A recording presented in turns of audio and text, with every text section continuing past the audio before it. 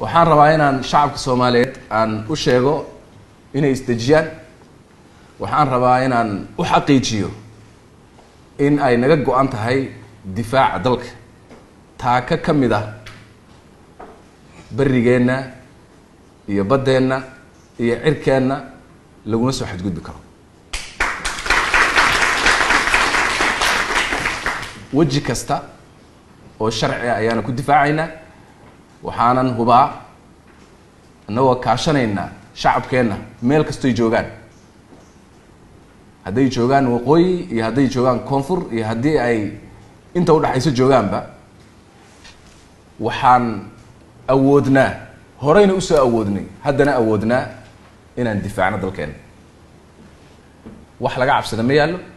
waxaanse rabnaa markaan in la midoobo wax kasta oo Soomaalida dhexdeeda ah in laga tago siyaasad kasta oo inaga dhexdeena iyo waxa inoo dhaxeeyaan meel iska dhigno inaan difaacno dalkeena inaan difaacno qarannimadeena iyo gobonnimadeena taas laga maarmaan ah dadka ku mashquulsan xilligan oo kale waxyaabaha Soomaalida dhexdeeda oo aan micnaha badan lahayn waxaan leenahay xilligan waa markii la midoobi lahaa waa markii halka meel la istaagi lahaa waa markii hal dhinac loo jeesan lahaa waa markii dalka la difaaci lahaa dhammaanteen aanu istaagno in aan difaacno dalkeena xukuumaduna waxa ka go'an inay arintaas ku hogaamiso ummadda Soomaaliyeed meel kasto joogaan aad baad u mahadsantihiin